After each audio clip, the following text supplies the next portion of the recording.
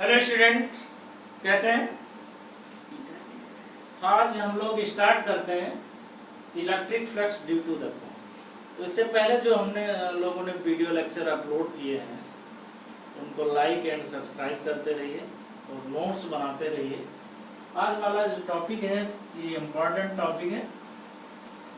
तो हमें कैलकुलेट करना है electric flux due to the current. Generally जो फाइनल रिजल्ट आएगा वो आएगा phi = Q upon 2 epsilon naught 1 minus cos theta या phi = Q upon 2 epsilon naught 1 minus x upon under root x square plus r square।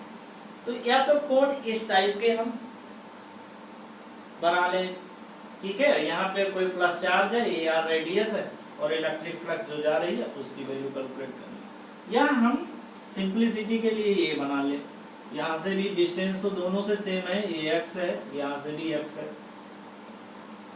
ठीक है। या तो इसको जस्ट रोटेट कर दें, यहाँ पे रख दें, ठीक है। तो हमें इलेक्ट्रिक फ्लक्स की वैल्यू कैलकुलेट करनी है इस कोण पे।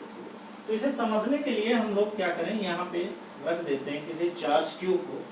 ये प्लस चार्ज Q है, यहाँ पे रखा है, और ये इलेक्ट्रिक फ्लक्स, ये आपका कोण के थ्रू कितना इलेक्ट्रिक फ्लक्स जनरेट हो रहा है वो हम लोग समझने की कोशिश करें। अब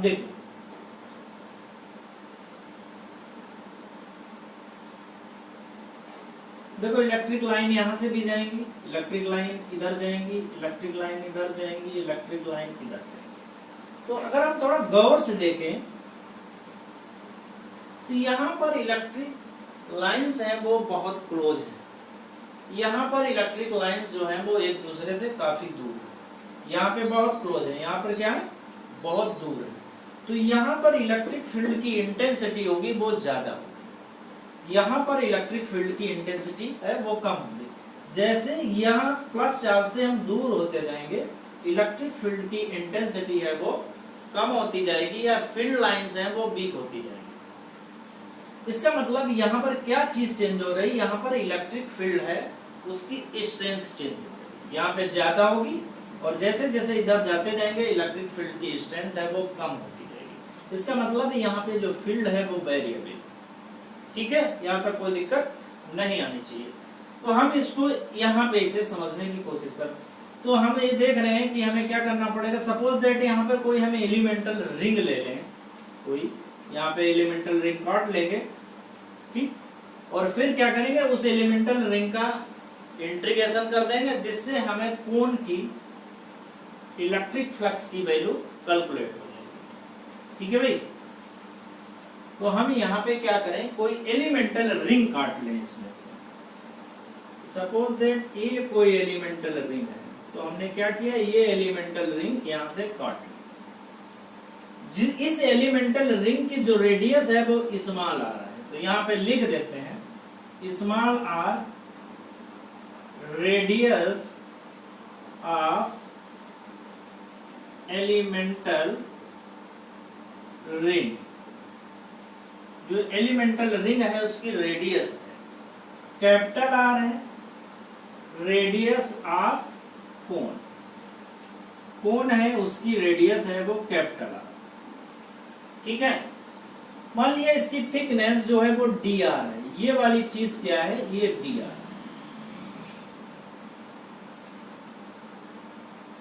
तो हमें क्या करें, पहले जो स्मॉल एलिमेंट जो रिंग हमने काटा इसके थ्रू इलेक्ट्रिक फ्लक्स की वैल्यू कैलकुलेट कर दें, और फिर उस वैल्यू को क्या करते हैं, इंटीग्रेट करते हैं।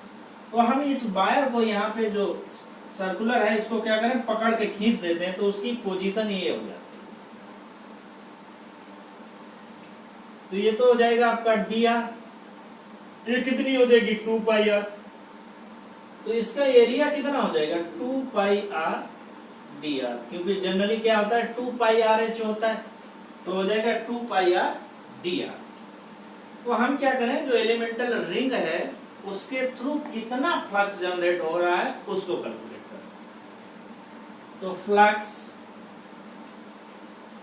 ड्यू टू एलिमेंटल रिंग, तो ये स्मॉल क्योंकि एलिमेंटल रिंग छोटा है तो उसके थ्रू छोटी फील्ड जनरेट होगी। D phi is equal to क्या लिख सकते हैं, ई डॉट डी, और हमें मालूम है A dot B is equal to कितना होता है, ए बी कॉस थीटा। ठीक है, इसका मतलब हमें इलेक्ट्रिक फील्ड और एरियल वेक्टर की वैल्यू पता होनी चाहिए। अब यहां से देखते हैं, इस पॉइंट पे निकालनी है। सपोज दैट ये तो है आपकी इलेक्ट्रिक फील्ड। इलेक्ट्रिक फील्ड यहां से जो एंगल है वो थीटा बना रही है। ठीक है, अब हमें क्या निकालना पड़ेगा, aerial vector. Area vector is always perpendicular to the surface. ये आपका एरियल वेक्टर हो जाएगा। तो दोनों के बीच में कितना एंगल हो जाएगा, सपोज ये थीटा है तो ये भी थीटा बनाएगा, और जो ये थिकनेस है वो हमने dr। ठीक है, तो ए बी का मतलब, ए डॉट बी का मतलब angle theta is angle between A and B. Similarly E dot A का मतलब हो जाएगा आपका E A cos theta. Theta is angle between the aerial vector, area vector and electric. ठीक है, यहां तक कोई दिक्कत नहीं। तो डी फाई की वैल्यू, इलेक्ट्रिक फील्ड की वैल्यू कितनी होती है, इलेक्ट्रिक फील्ड होता है generally E is equal to 1/4 pi epsilon naught Q over R। इसका मतलब हमें डिस्टेंस भी पता होनी चाहिए इलेक्ट्रिक फील्ड पॉइंट चार्ज से इलेक्ट्रिक फील्ड की। तो ये तो x है, ये r है। पाइथागोरस थ्योरम का यूज करेंगे तो ये कितना हो जाएगा, ये हो जाएगा x² प्लस r। ठीक है, पाइथागोरस थ्योरम। ये देखिए, ये x है, ये स्मॉल r है, तो हो जाएगा √x² प्लस r। तो हम यहाँ से कैलकुलेट कर लेते हैं। ठीक है, तो e की वैल्यू पुट कर देंगे, तो r की वैल्यू यहाँ पे कितनी हो जाएगी, r की वैल्यू हो जाएगी √x² प्लस r²। यहाँ पे ये वैल्यू पुट कर देते हैं, तो ये हो जाएगा 1/4 पाई एप्सिलॉन नॉट। q तो सेम है, चार्ज अपॉन ये स्क्वायर हो जाएगा, तो ये वैल्यू हो जाएगी x² प्लस r। फिर a की वैल्यू, एरिया हमने निकाला है, तो कितना हो जाएगा 2 पाई r dr, और कितना हो जाएगा cos theta. cos theta is equal to कितना होता है, बेस अपॉन हाइपोटेन्यूज। तो बेस यहाँ पे है x, हाइपोटेन्यूज कितना है √x² प्लस r²। यहाँ तक कोई कंफ्यूजन नहीं होना चाहिए। पाई से पाई कैंसिल हो जाएगा, 2 से ए कैंसिल हो जाएगा, तो 2 हो जाएगा। तो यहाँ पे लिख लेते हैं D phi is equal to Q/2 epsilon naught. अब कितना बचा, Q यहाँ ले लिया, x r dr into x r dr upon कितना हो जाएगा, ये की पावर कितनी है, हाफ है, ये फुल है, तो कितना हो जाएगा, प्लस करेंगे 3/2, तो हो जाएगा x² प्लस r² की पावर 3। तो हमने जो इलेक्ट्रिक फील्ड जो स्मॉल एलिमेंट है उसके थ्रू कैलकुलेट कर ली। अब यहाँ पे थोड़ा फोकस करते हैं। अब एलिमेंटल रिंग, यहाँ जैसे जैसे एलिमेंटल रिंग को काटेंगे उसका साइज बढ़ता जाएगा, साइज बढ़ता जाएगा। सपोज दैट यहाँ पे होगी, फिर यहाँ पे होगी, फिर यहाँ पे होगी, फिर यहाँ पे होगी। तो क्या चेंज होगा, चेंज होगा, स्मॉल r है वो कैपिटल R में कन्वर्ट हो जाएगा, क्योंकि वो कोन की रेडियस हो जाएगी। फिर और क्या चेंज होगा, थीटा चेंज होगा। ठीक है, तो क्या क्या चेंज हो रहा है यहाँ पे, cos थीटा की वैल्यू चेंज हो रही है और r की वैल्यू चेंज हो रही है। तो हमें इंटीग्रेट करना पड़ेगा, तो हमें पहले इंटीग्रेट पता होना चाहिए, लिमिट क्या लगाएंगे, क्योंकि यहाँ अगर सपोज दैट 0 से स्टार्ट है, 0 to r, तो हमने स्मॉल एलिमेंट के लिए पता है, तो total electric field now phi total का मतलब हो गया फाई ड्यू टू कोण, कितनी हो जाएगी, इंटीग्रेशन डी फाई। इंटीग्रेट कहां से करेंगे, 0 से लेके कैपिटल R तक करेंगे, तो 0 to r हो जाएगा और डी फाई की वैल्यू हम अब पुट कर देते हैं, तो इसको मिटा देते हैं। तो डी फाई की वैल्यू कैलकुलेट, तो फाई टोटल कितना हो जाएगा, 0 टू आर, और क्या हो जाएगा, ये क्यू था, क्यू अपॉन 2 एप्सिलॉन नॉट हो जाएगा एक्स आर डी आर, और पावर कितनी हो जाएगी, x square plus are square की पावर 3।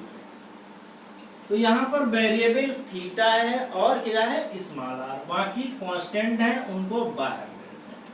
तो फाइव टोटल जो वेरिएबल है उन्हीं को अंदर रखेंगे, 2 एप्सिलॉन नॉट, और क्या आ जाएगा, एक्स भी आ जाएगा, 0 टू आर, क्या क्या बचेगा, तो ये बाहर आ गया, ये बाहर आ गया, तो क्या बचा, R D R upon x square plus are square की पावर 3। ठीक है, इसको मिटा देते हैं। अब क्या करें, अब यहाँ पे मैथमेटिक्स का यूज करें। लेट, देखिए क्या लेट कर ले, x square plus are square is equal to T square. अब इसको इंटीग्रेट कर रहे हैं विद रिस्पेक्ट टू आर, तो ये तो 0 हो जाएगा आर स्क्वायर का हो जाएगा 2 R D R is equal to 2 T D, तो हो जाएगा 2 R D R is equal to 2 T D. ठीक है, 2 से 2 कैंसिल हो जाएगा, आर डी आर की जगह पे टी डी टी पुट कर सकते, तो क्या पुट कर दें, आर डी आर जहां पे है वो क्या, टी डी टी पुट कर दें। तो 5 टोटल कितना हो जाएगा, Q x over 2 epsilon naught 0 to R T D T, ये कितना हो जाएगा, टी क्यूब हो जाएगा, एक कैंसिल हो जाएगा, तो यहाँ स्क्वायर बचेगा, इसे ऊपर ले जाएंगे, तो 5 टोटल जो आ जाएगा यहाँ से आ जाएगा Q x over 2 epsilon naught 0 to r, और हो जाएगा टी की पावर -2। ठीक है, यहाँ तक कोई प्रॉब्लम नहीं आनी चाहिए। ठीक है भाई,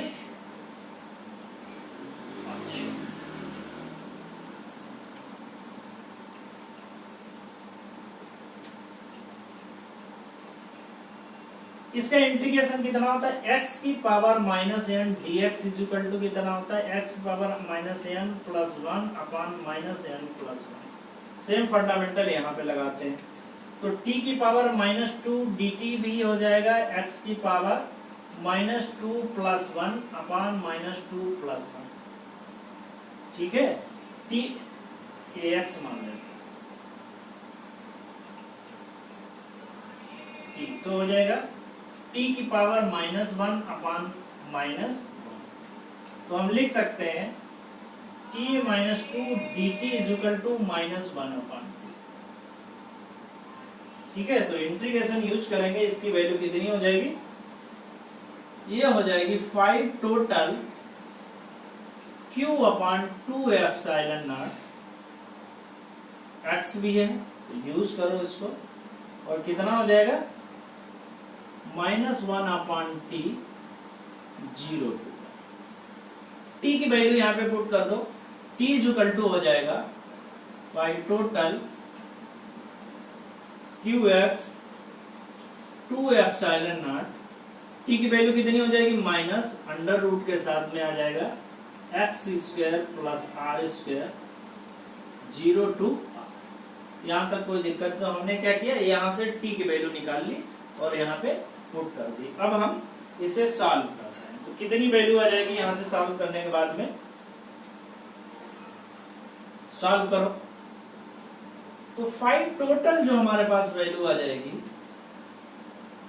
Q x upon 2 epsilon not, upper limit minus lower limit, तो अपर लिमिट का मतलब यहाँ पे क्या चेंज हो रहा है, स्मॉल आर चेंज हो रहा है, तो हो जाएगा x square plus are square, minus minus पहले से तो प्लस हो जाएगा अपॉन अंडर रूट कितना हो जाएगा एक्स स्क्वायर। तो 5 टोटल क्या हो जाएगा Q x upon 2 epsilon not इसे लिख सकते हैं अंडर रूट से बाहर निकालेंगे तो x, इसको पहले लिख लिया, और इसको क्या लिखते हैं under root x square plus r. ठीक है, क्या करें इसको मल्टीप्लाई करते हैं x को, तो 5 टोटल इज इक्वल टू कितना हो जाएगा q upon 2 epsilon naught x से x minus x upon under root x square plus r. तो x से x कैंसिल हो जाएगा, तो 5 टोटल इज इक्वल टू हो जाएगा q upon 2 epsilon naught 1 minus x over under root x square plus r. I think इसको भी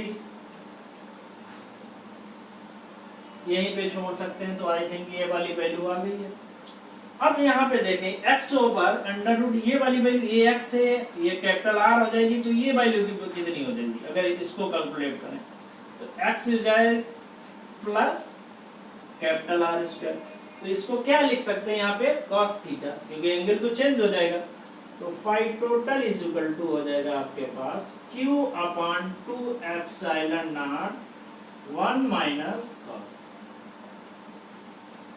ठीक है, तो अगर एंगल गिवन होगा एग्जाम में, तो आप एंगल की वैल्यू सपोज दैट उसने कहा 45 है कोण के रिस्पेक्ट में इलेक्ट्रिक फील्ड की वैल्यू, तो 45 की वैल्यू रखते हैं, या 60 है, या cos 90 है, या cos 0 है, देन आप कैलकुलेट कर सकते हैं। ठीक है, तो ये बड़ा इंपॉर्टेंट डेरिवेशन था, तो हम लोगों ने इसको कर लिया। ठीक है,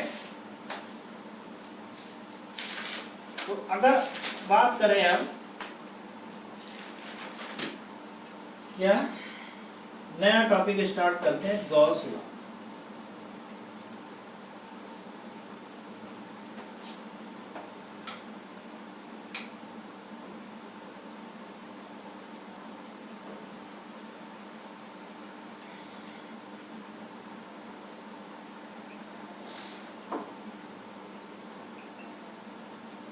तो पहले गॉस लॉ का स्टेटमेंट क्या है?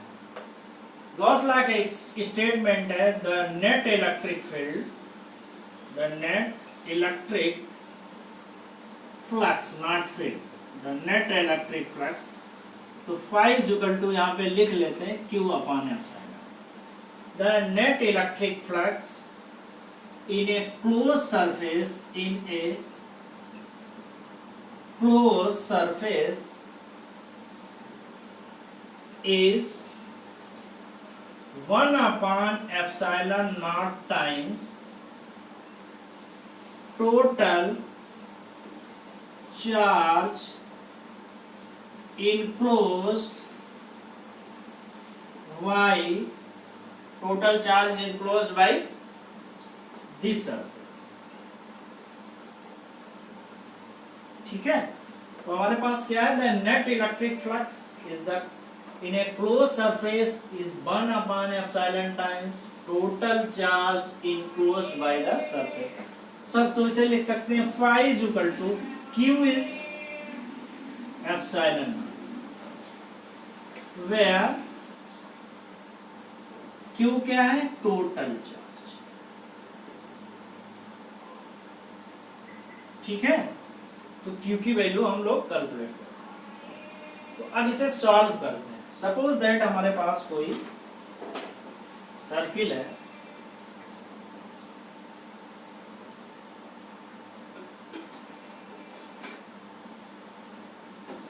बड़ा सा बनाते हैं,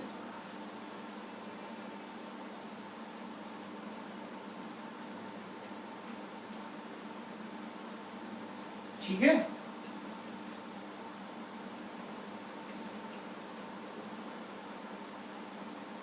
जिसकी रेडियस है वो क्या है r। यहाँ पे कोई प्लस चार्ज q है,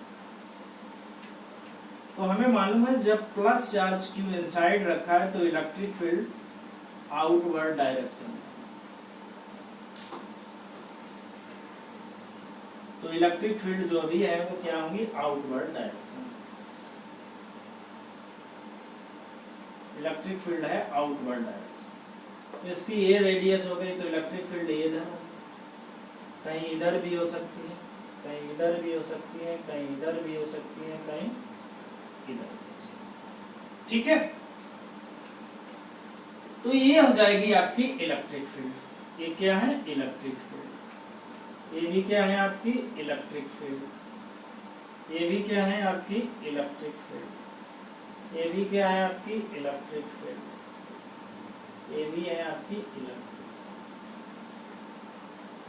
ठीक है, अब बात करते हैं एरिया वेक्टर की। Area vector is always perpendicular the field. इसका मतलब ये सेंटर से कोई भी नॉर्मल डालना है तो वो परपेंडिकुलर है। सेंटर से सर्किल के अगर कोई नॉर्मल पास हो रहा है तो वो क्या है? परपेंडिकुलर। इसका मतलब एरिया वेक्टर की भी डायरेक्शन है, एरिया वेक्टर की भी डायरेक्शन ए। एरिया वेक्टर की भी डायरेक्शन स्मॉल एलिमेंट है, मान लेते हैं डी। एरिया वेक्टर की भी डायरेक्शन कितनी है? डी। ये भी कितनी हो जाएगी? आपका डी है। ये भी हो जाएगा डी ए। ठीक है, तो कोई भी एरिया वेक्टर कितने भी हम इसमें परपेंडिकुलर ड्रा कर सकते हैं कि यहाँ पे भी दिखा सकते हैं। तो ये इलेक्ट्रिक फील्ड की डायरेक्शन होगी। तो इलेक्ट्रिक फील्ड की डायरेक्शन और एरिया वेक्टर की डायरेक्शन, दोनों की डायरेक्शन है वो सेम है। ठीक है, तो अगर हम यहाँ पे एंगल की बात करें इलेक्ट्रिक फील्ड और एरिया वेक्टर, तो ये इलेक्ट्रिक फील्ड और एरिया वेक्टर के बीच में एंगल कितना है? थीटा। हियर थीटा की वैल्यू कितनी है? 0। क्योंकि यहाँ पे अगर हम बात करें एरिया वेक्टर और एक दूसरे के कैसे हैं? पैरेलल है, तो ये थीटा की वैल्यू कितनी होगी? 0। हर जगह पे थीटा की वैल्यू, कहीं पे भी थीटा की वैल्यू कितनी हो जाएगी? 0। थीटा की वैल्यू 0, हर जगह पे थीटा की वैल्यू कितनी है? 0। ठीक है, तो हमें क्या निकालना है? हमें निकालना है इसके थ्रू फ्लक्स की। तो हम पहले क्या करें, जो स्मॉल एलिमेंट है उसको मिटा देते हैं। पहले जो स्मॉल एलिमेंट है उसके थ्रू हम फ्लक्स जनरेट करें। तो हम निकाल लें फाई ड्यू टू, या लिखें वी नो दैट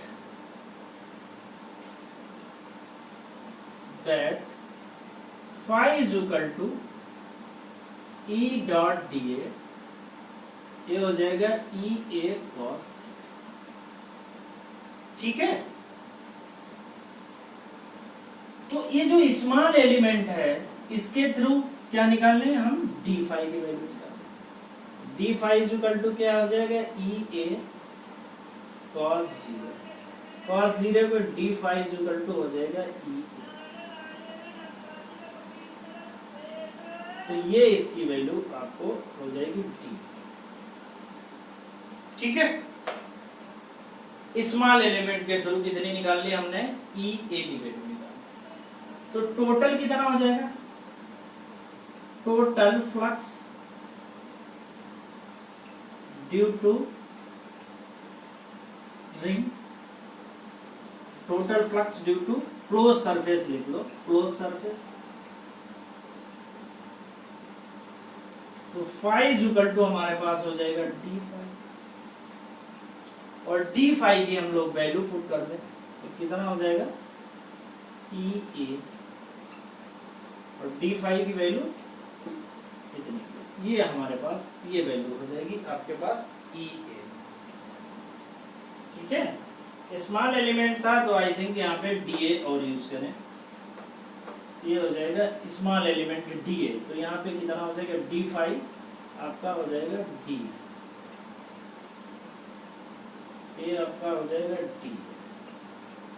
ठीक है, तो कितनी वैल्यू हो जाएगी? ई ए कॉस 0, ये वाली वैल्यू पुट कर सकते हैं। तो फाई इज इक्वल टू हमारे पास हो जाएगा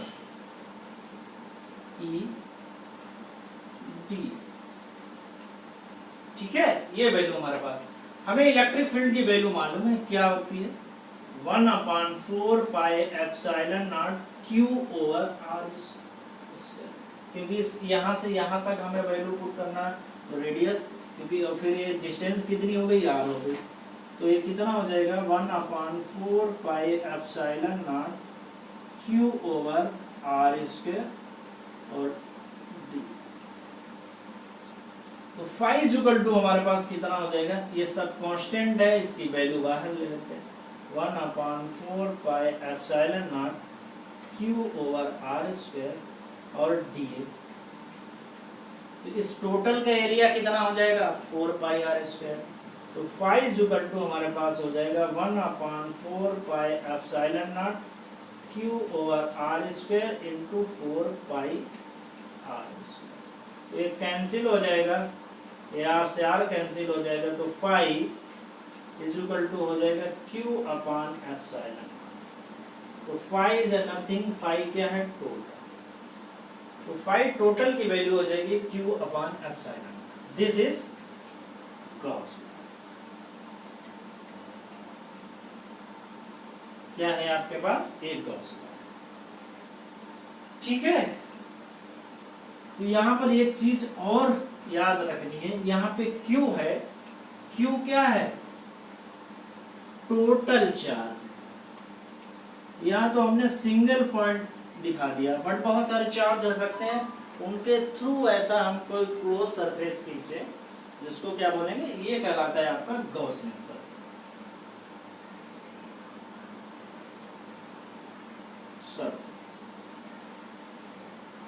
तो एक चीज यहाँ पे नोट करने वाली है, क्या नोट करने वाली है,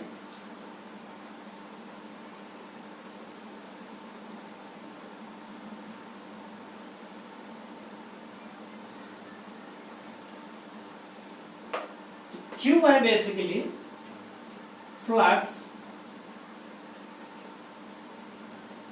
flux does not depend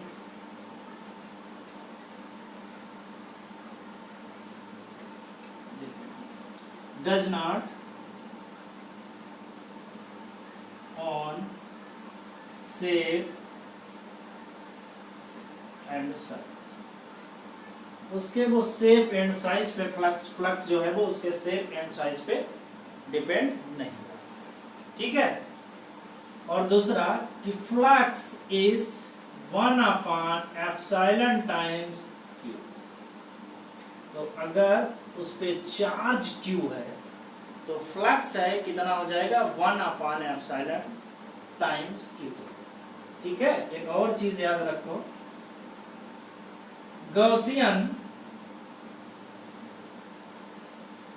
surface, a Gaussian law is always applicable, what not useful। ठीक है, ये अप्लीकेबल तो हमेशा है, लेकिन हमेशा यूजफुल नहीं है। तो कुछ एग्जाम्पल हैं जहाँ पर हम यूज करेंगे और फिर हम बताएंगे कि ये अगर ना यूज करते तो और सिंपल वे से उसकी कैलकुलेशन की जा सकती है। ठीक है, तो Gaussian law is always applicable but not useful या फ्रूटफुल। कुछ पॉइंट हैं जिन्हें हमें नोट कर लेना चाहिए, तो बहुत जरूरी है। क्या है कि गॉसियन सरफेस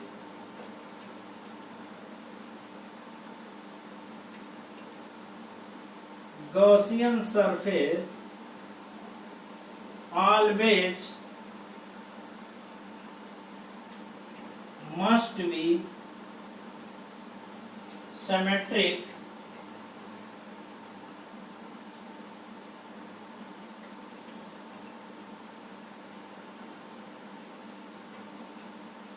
ठीक है, always must be symmetric about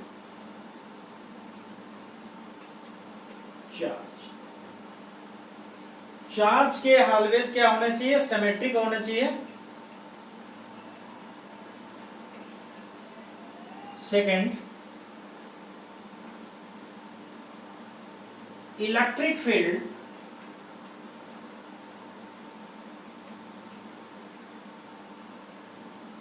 ठीक है, electric field must be symmetric, must be symmetric.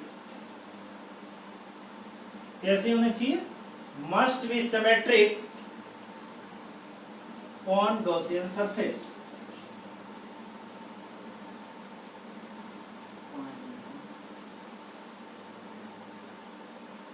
तो इलेक्ट्रिक फील्ड कैसी होनी चाहिए? सिमेट्रिक होनी चाहिए गॉसियन सरफेस पर। थर्ड पॉइंट एक और है, angle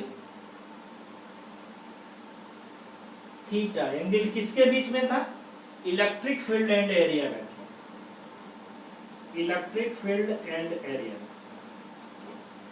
angle theta between electric field and area vector must be same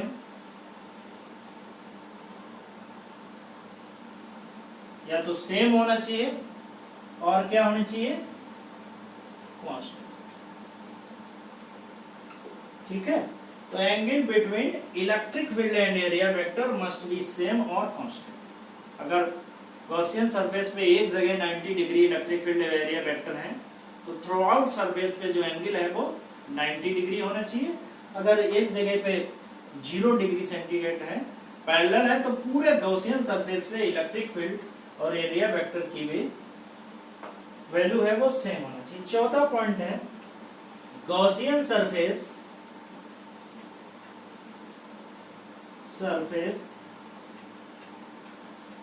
should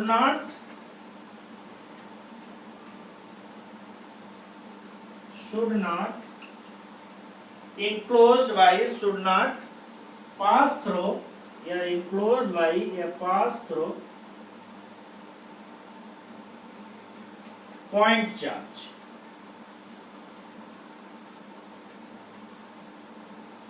point charge,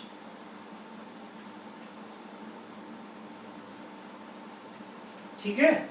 तो ये कुछ पॉइंट हैं जिनको नोट कर लें। पहला है कि Gaussian law is always applicable but not useful. उसमें Gaussian surface always must be symmetric about the charge. Second है, electric field must be symmetric on Gaussian surface. और थर्ड पॉइंट है कि angle between area vector and electric field must be same और constant. Fourth point है, Gaussian surface should not pass through any point charge, किसी point charge के थ्रू pass नहीं होना चाहिए। ठीक है, लेक्चर को आज यहीं करते हैं समाप्त। चैनल को लाइक एंड सब्सक्राइब करते रहिए। Physics classes by doctor Arvind.